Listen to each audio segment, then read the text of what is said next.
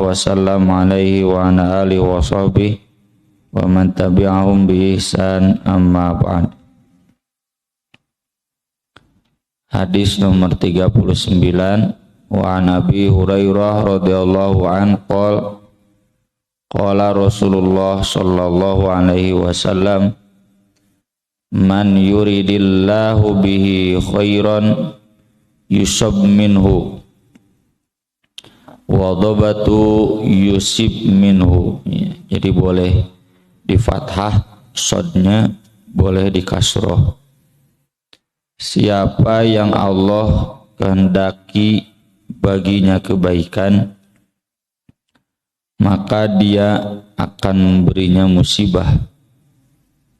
Kalau dibaca yusab minhu, maka dia akan dijadikan tepat dalam menyikapi musibah. Kalimat hadis yang seperti ini kalimat berita, tapi maksudnya anjuran. Kalau kita ingin kebaikan dari Allah, kita harus siap mendapat musibah, dan ketika mendapatkan musibah itu harus tepat menyikapinya. Terlebih dalam Al-Quran sudah kita bahas dulu, semuanya pasti dapat musibah. Walanabluwannakum hatta na'lamal mujahidina minkum wassabirin, atau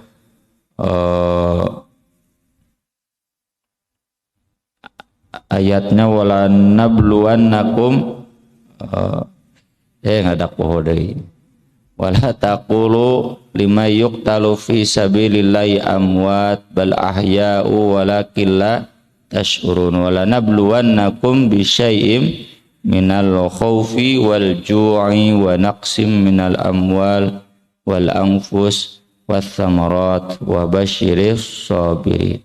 Jadi semuanya pasti akan mendapatkan ujian, musibah, baik itu berkurang ekonomi, ya, berkurang ekonomi bisa krisis yang datang dari luar, bisa karena kita ditipu, ya, bisa karena kita sakit atau kena musibah uang hilang, semua. Wa naqsim minat wal bisyai'im minal khauf. Khauf itu termasuk musuh, ya, musuh, termasuk wabah itu khauf. Makanya kita kemarin ketika wabah masih ditutup, landasannya kan khauf, ya, dalam hadis. Walju, ya, ini krisis pangan. Wa naqsim minats tsamarat wal anfus wal amwal, ya, wal anfus wath tsamarat. Nah, naqsim minal anfus itu meninggal dunia, termasuk sakit, ya.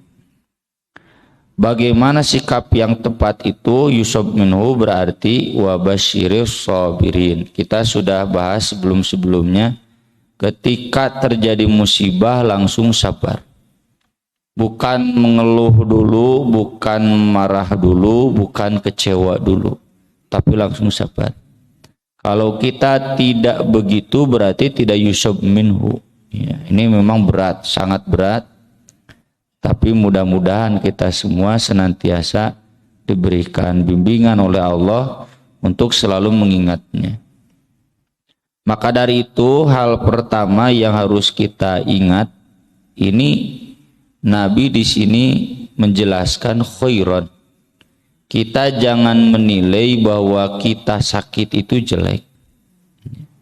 Kita jangan pernah berasumsi bahwa kita tertipu oleh orang lain itu jelek. Baik. Baiknya di mana? Baiknya agar kita mendapatkan limpahan pahala. Ulaika alaihim sholawatum mir rabbihim wa rahmah wa ulaika humul muhtadun. Mendapatkan sholawat, kesejahteraan, keselamatan, wa rahmah, anugerah pahala, anugerah di dunia, ya. Wa ulaika humul muhtadun, dan semakin dapat hidayah, semakin lurus kehidupan kita. Kalau tidak banyak ujian, wah bisa mengkol we. Ya. Jadi semakin mantap ihdinas siratal mustaqim, menapaki jalan yang lurus. Itu kebaikannya. Termasuk kebaikan yang dijelaskan di hadis sebelumnya, yaitu menghapus dosa. Ya. Kita yang sehat dengan sehatnya dalam kondisi diam itu belum tentu menghapus dosa. Orang yang sakit dengan sakitnya meskipun diam dalam sabar menghapus dosa. Sok, kalau ngukur ke sana baik mana, Pak? Baik sakit, baik sehat. Baik sakit, badai. Ya tentu nggak perlu ya, nggak ada doanya memohon sakit, meskipun ada sahabat yang memohon, boleh saja. Tapi bukan amal sholih, bukan anjuran. Yang jelas ketika kita sakit kita siap ya, termasuk ketika anak atau keluarga sakit siap ya, siap mengurusnya, siap mengeluarkan uangnya, jangan menilai kejelekan. Baik, ini baik buat kita, bertambah pahala, bertambah rahmat, bertambah sholawat. Dengan diamnya, dengan sabarnya saja itu dapat pahala. Ditinggal mati oleh orang tua sekarang misal, baik atau jelek? Baik. Jangan pernah menilai jelek. Mengapa meninggalnya masih muda ya. Engkewe atuh geus kolot masih kena betah, justru di sana kebaikan ya. Tapi tadi nggak usah kita berdoa ya Allah cepat wafatkan orang tuaku, oh, kurang ajar, agar lebih baik, enggak ya. Jadi semua ini kan bagian dari kehendak Allah yang tidak bisa diintervensi. Kita juga enggak perlu, tidak diajarkan oleh Nabi untuk memohon musibah, enggak ya. Cuma Nabi mengajarkan ketika yusib minhu yusab minhu ya. Ketika kita dapat musibah, jangan pernah itu menganggap satu kejelekan. Kalau satu kejelekan nanti kesananya bukan wabashiri sobirin, kecewa, marah ya, sakit hati. Jadi batal wabashiri sobirinnya, tidak yusab minhu ya. Ditabraknya orang tenabrak pan di jalan ditabrak ceger, itu bukan sesuatu yang jelek ya. Sering para mubalik menjelaskan, penyok mobil motor nggak usah penyok hatinya ya. Orang ada rusak motor HTG ke bawah nyeri ya. Ya meskipun ada otomatis ya, seperti Nabi ditinggal mati oleh cucunya, ada sedih. Tapi kan sedih yang ditahan, sabar itu kan menahan ya. Langsung ingat kepada Allah, ini baik.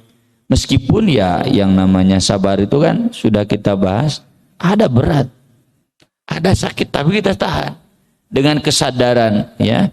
Sakit hati ini, marah ini tetap ditahan, dan ini sebagai sebuah kebaikan. Termasuk musibah yang paling berat itu musibah dalam jihad ya. Sudah berjihad kalah ya. Sudah berjihad tidak sukses ya. Tidak berhasil. Kenapa saya bilang begitu? Kan di ayat-ayatnya tadi, am hasibtum an tadkhulul jannah walamma ya'lamillahu alladhina jahadu minkum wa ya'lamas sabirin. Di surat Al-Baqarah juga sama, wa zulzilu hatta yaqular rasul walladzina amanu mata nasrullah. Wa zulzilu itu dijajah dan kita siap melawannya ya. Ujian dalam sabar itu apa? Berpecah belah, karasa di masjid, di pesantren, di jamiah, itu ujian. Mampu tidak kita sabar. Walanabluwannakum hatta na'lamal mujahidina minkum was-sabirin. Satu paket ya. Yang paling berat dirasakan oleh para sahabat itu ketika kalah perang Uhud. Wah, komentar dari orang-orang munafik. Justru di sana jadi kebaikan. Makanya berulang-ulang Allah waliya'lamallahu alladhina jahadu minkum wa yattakhidha minkum syuhada wa liyumahhisallahu alladhina amanu wa yamhaqal kafirin wa ya'lamas sabirin. Sampai 5 kali. Ini kekalahan dalam perang Uhud itu untuk membuktikan siapa yang konsisten jihad. Jadi kalau ada konflik di masjid ya atau timnas ta gitu nya terjadi juarana, itu yang semacam itu ujian apakah kita tetap konsisten jihad untuk menjadikan agar ada yang mati syahid. Kalau nggak kalah tuh sanu mau syahid, padahal mati syahid itu kan pahalanya besar. Untuk membersihkan orang yang beriman, menghabiskan orang kafir. Jadi kabedakan mana yang betul-betul loyal, mana yang tidak. Wa ya'lamas sabirin, dan diketahui terbukti siapa yang sabar. Itu ujian yang paling berat. Dan kalau kita kaitkan hadis ini dengan hadis yang lain, contoh mayyuridillahu bi khairan yufaqihu fiddin. Berarti orang yang tafakuh fiddin itu orang yang matang jiwanya, kuat mentalnya. Kita sudah ngaji puluhan tahun, tapi setiap dapat musibah nyalahkan ketua jamaah, tadi tulungan, ya, nyalahkan orang lain. Wah ini gara-gara orang mari. Itu berarti nggak fikih, ngajinya nggak tamat. Kita ngaji puluhan tahun, dapat sakit 1 bulan 2 bulan, udah putus asa. Seakan-akan atuh da cenah dagang teu bisa, bekerja teu bisa, penghasilan nggak ada, pengeluaran menumpuk, asa hayang bunuh diri. Nah, itu berarti nggak fikih dalam agama. Termasuk dalam menyikapi musibah di dalam dunia jihad. Ada konflik, ada masalah, ada kegagalan, ini malah semakin memperuncing kegagalan, mempertajam kegagalan. Wah, pas saya itu berarti nggak fikih ya dalam agama. Orang yang fikih dalam agama itu harus sampai siapnya tahan banting, kuat mental, dipoyok, di kumaha, sabar. Termasuk kalau kita kaitkan dengan hadis lain, idza aradallahu bi'abdihi khairan ista'malahu. Kalau Allah menghendaki kebaikan bagi seorang hamba, Allah akan menyetir dia. Rasul cenah bagaimana maksud disetir, di remote control ku Allah teh? Yuwafiquhu ala amalin sholih fayaqbiduhu alaih. Dia akan disetir oleh Allah, diberi taufik beramal solih, dan dia wafat dalam keadaan seperti itu. Jadi artinya husnul khotimah. Jadi nyambung. Mana mungkin husnul khotimah kalau sedang sakitnya saja banyak luhlah. Berarti itu yusib minhu, itu yusab minhu. Nah, mana mungkin husnul khotimah kalau dalam menyikapi semua problematika kehidupan banyak mengeluhnya. Eta matu innal insana khuliqa halu'a idza massahu syarru jazua wa idza massahu khairu manu'a illal musallin. Berarti tarah salat. Ya, ini pertaruhan ya. Jadi kita bisa husnul khotimah itu harus fikih dalam agama ya. Fikih dalam agama memang terkait fikih sholat, saum, zakat, fikih dagang ya, fikih siasa, semua.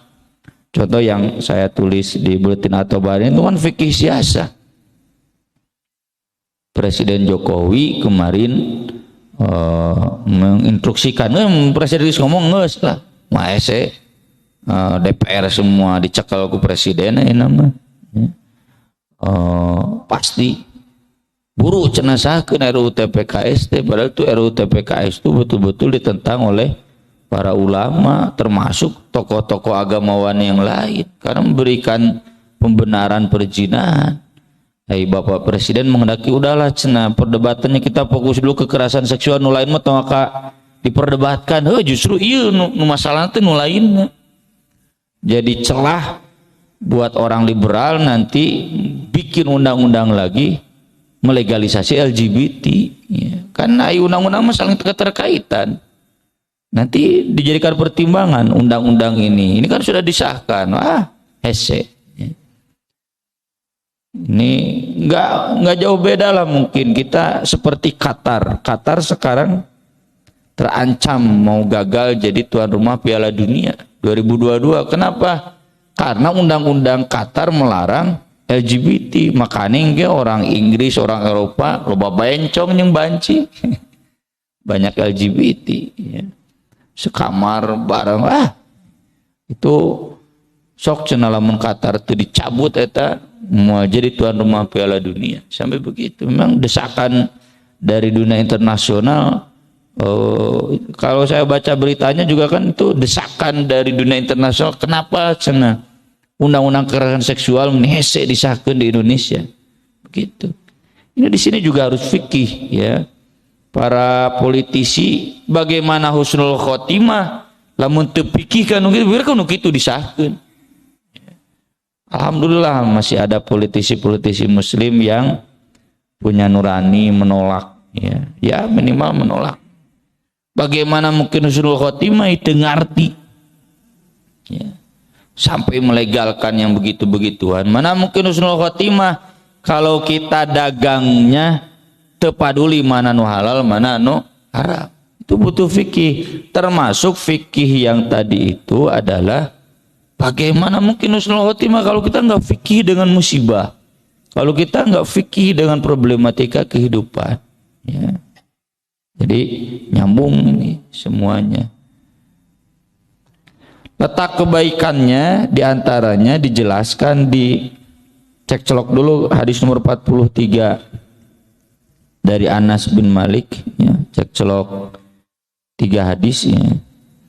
Rasulullah Shallallahu Alaihi Wasallam bersabda, "Idza aradallahu bi 'abdihi khairan." Kalau Allah menghendaki kebaikan untuk hambanya, ajjalalahul uqubah fid dunya. Allah akan menyegerakan siksa baginya di dunia. Ini hamba di sini tentu umum buat kita, dikecualikan Rasul. Ya kan kita kemarin sudah bahas. Rasul sakitnya parah, sakaratul mautnya juga berat. Jangan kemudian berasumsi Rasul teh disiksa, bukan. Rasul mah kenaikkan derajat buat memperbesar pahala. Kan kata Rasul, semua para nabi konsekuensi dari berkali lipat pahalanya adalah berlipat ganda juga musibahnya. Ini mah buat kita-kita yang tidak terbebas dari dosa ya. Jadi disegerakan di dunia lewat apa? Lewat musibah tadi. Wa idza aradallahu bi 'abdihi syarra, dan jika Allah menghendaki kejelekan buat hambanya, amsaka anhu bidanbi, ditahan itu dosanya. Nah itu orang kafir, Pak. Makanya banyak ayat fala tujibka amwaluhum wala auladuhum. Jangan silau melihat orang kafir nu katanya itu maju. Jangan silau. Innama numli lahum liyazdadu ithman, kemarin sudah dibahas hari Selasa. Kami memberikan kesenangan bagi mereka agar bertambah dosanya. Nah cenah orang kafir jara ragjag bala leungar ngahaja ngarah lebih gede dosanya daripada ayeuna menjadi orang kafir pondok umur lebar. Jadi disiksana tidak terlalu besar dibanding orang yang panjang umur. Orang kafir masih benghar ya, sing panjang umur ngarah lebih mantap disiksana kayak dikekeakna kurang di akhirat ya. Hatta yuwafiya bihi yaumal qiyamah, sehingga Allah nanti menyempurnakannya pada hari kiamat. Dicumponan, dilunasan nanti dari kiamat. Lalu kata Nabi SAW di sanad yang lain, idza inna idzamal jaza ma'idhamil bala. Besarnya pahala itu sesuai dengan besarnya cobaan. Nabi sakitnya parah, sakaratul mautnya berat itu karena besar pahala. Jadi kalau kita sakit nggak sembuh-sembuh, alhamdulillah, berarti pahalanya besar. Jangan pakai lah, udah alhamdulillah. Sok, mending sekarang sehat, nanti di akhirat disiksa. Mending sekarang sakit, di akhirat bebas. Cenah Ustaz mending di dunia sehat, di akhirat tidak sisa teu nanya kitu. Sok salah wae jawaban teh. Milih nu dina pilihan. Salah atuh ujian sok kitu. Ditanya A, B pilihanna milih C. A, B, C, D, E milih F. Ini pasti salah. Teu cenah salah nu nyieun soalna. Henteu, piraku Nabi salah nyieun soal. Kan pilihannya begitu ini. Didahulukan di dunia atau mau ditangguhkan di akhirat gitu. Kalau kita dapat musibah, sakit, ekonomi terpuruk, itu berarti dilunasan di dunia, selamat nanti di akhirat. Kalau sabar itu juga, itu sabar berarti nikel dosana. Atau mau di dunia bebas tapi nanti di akhirat disiksapan gitu di hadisnya. Dua pilihan.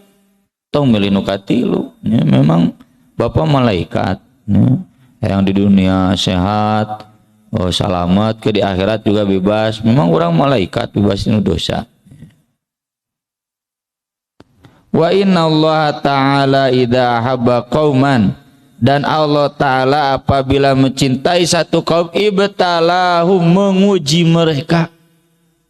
Ini yang wabashiri sabirin. Kalau kita lihat tetangga kita meninggal anaknya, sampaikan pemberitahuan kepada tetangga kita, Anda itu sedang dicintai oleh Allah. Meninggal istrinya, meninggal suaminya, berarti ibu itu dicintai oleh Allah. Meninggal istrinya, bapak itu dicintai oleh Allah. Jeung da cenah biasana bapak-bapak mah atohnya. Kira yang poligami teh. Faman rodiya falahu ridho, siapa yang ridho dengan musibahnya, ya, ridho itu menerima, puas, ya, puas, ridho itu menerima, maka dia akan mendapatkan keridhaan Allah. Radhiyallahu anhum wa radu.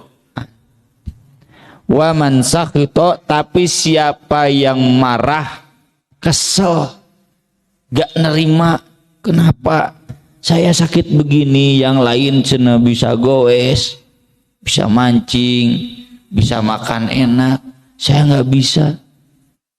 Falahu sukhtu, ya, maka itu jadi amarah, ya.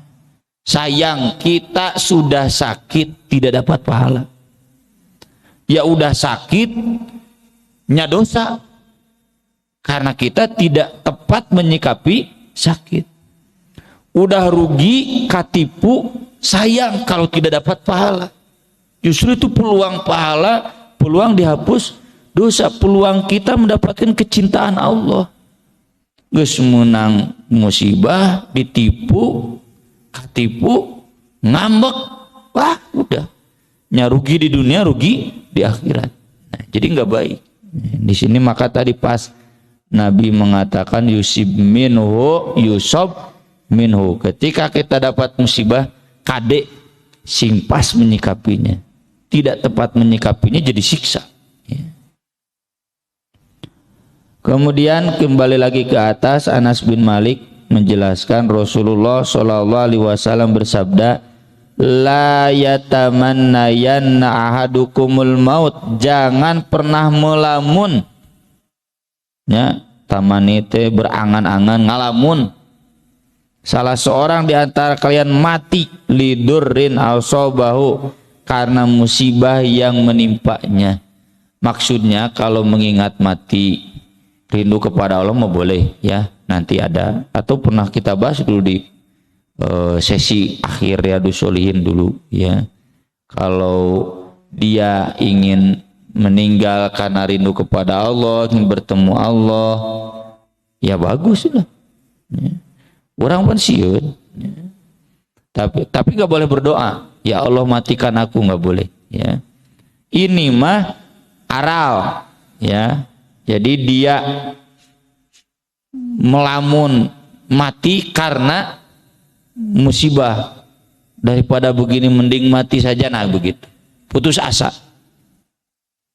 Fa'in kana la budda fa'ilan, jika memang terpaksa ya, mohon maaf ya, ini bukan merendahkan ya, korban-korban punten pencabulan, perkosaan biasanya ada di sini kan ya, mereka nggak kuat memang nya kurangnya nya teu kabayang kumaha kan ke depannya, bingung anakna teh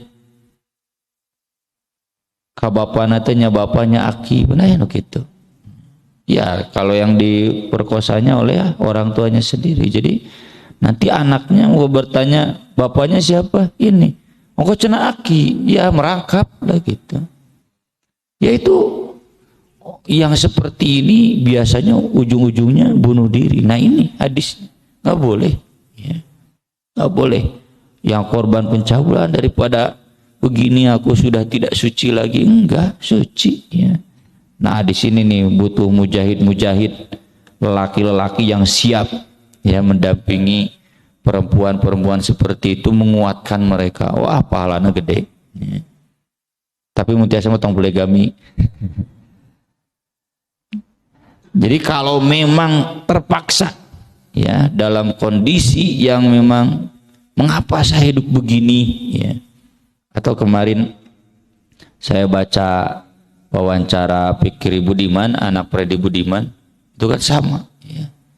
Daun karena dia satu-satunya anak nu dibawa ke bapaknya.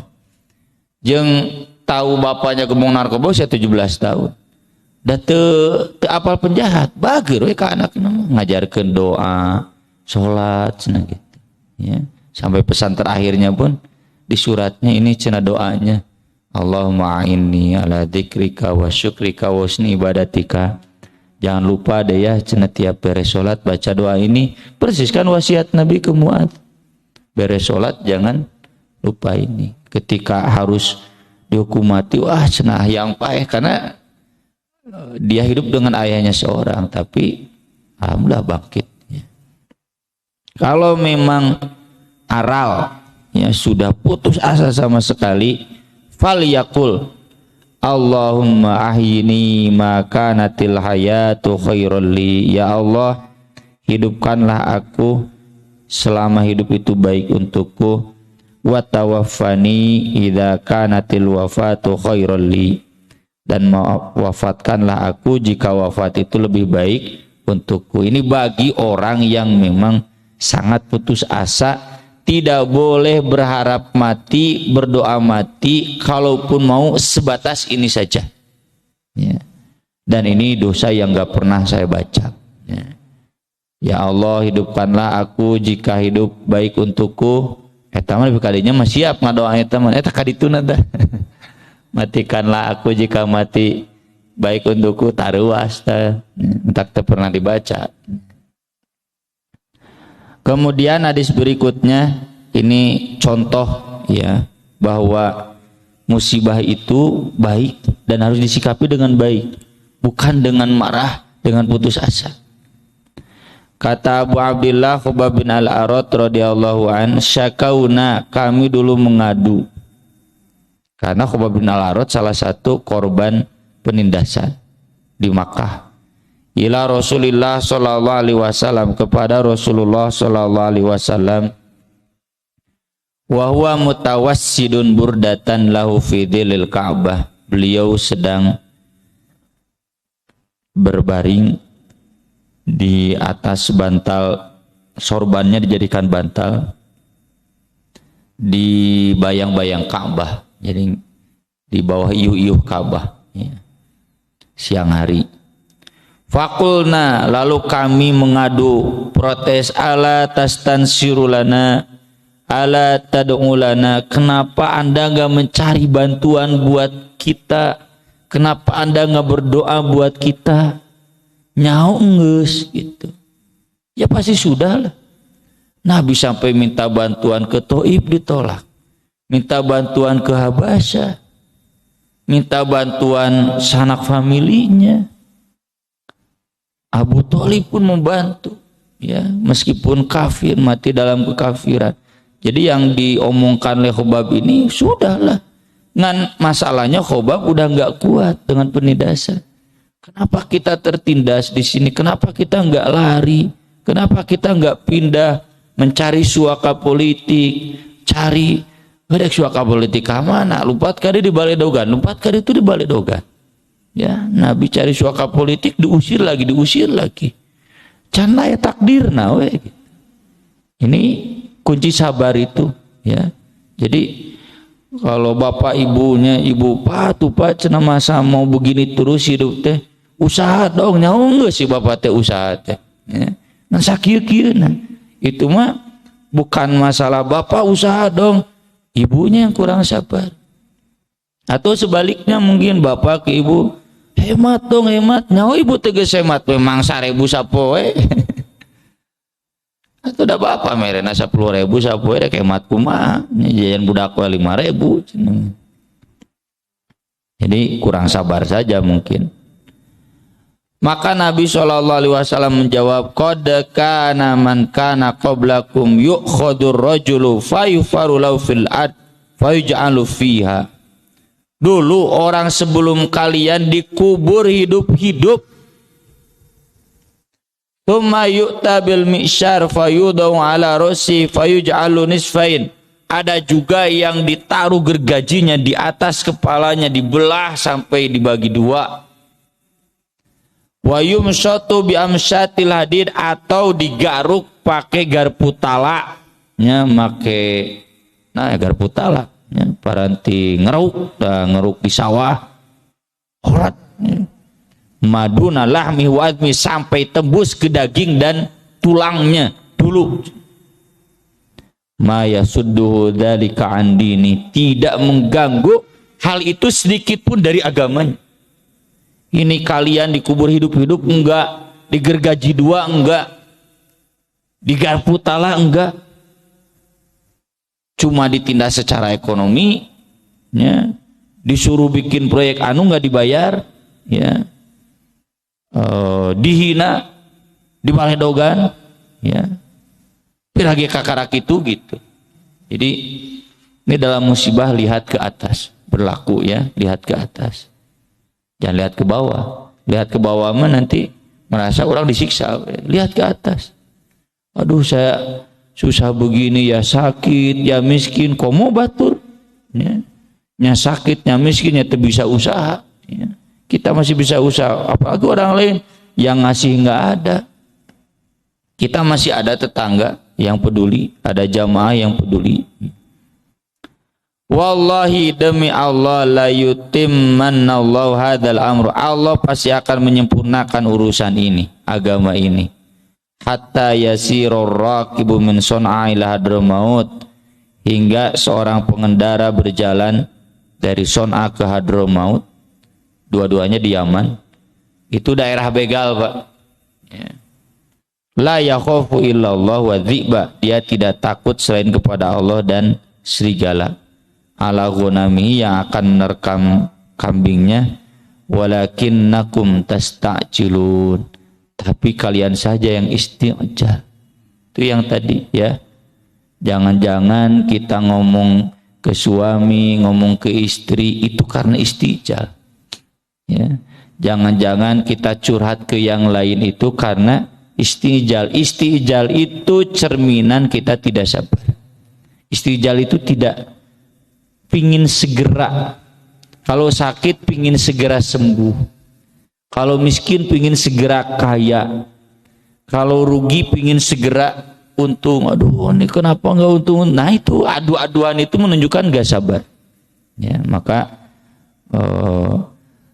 selalu lihat ke yang paling atas, yang lain juga lebih parah dari kita, mampu sabar kok, kenapa kita nggak sabar? Itu yang tadi kita singgung. Mustahil Nabi tidak mencari pertolongan, Nabi tidak bersudah. Cuma masalahnya ini sahabat saat itu isti'jal, tidak kuat dengan cobaan. Sikap karakter tidak kuat dengan cobaan itu menunjukkan berarti tidak yusuf, ya, tidak tepat menyikapi musibah. Na'udzubillah min dzalik. Aqulu qouli hadza wa astaghfirullah li wa lakum, subhanakallahumma bihamdik, asyhadu an la ilaha illa anta, astaghfiruka wa atubu ilaik.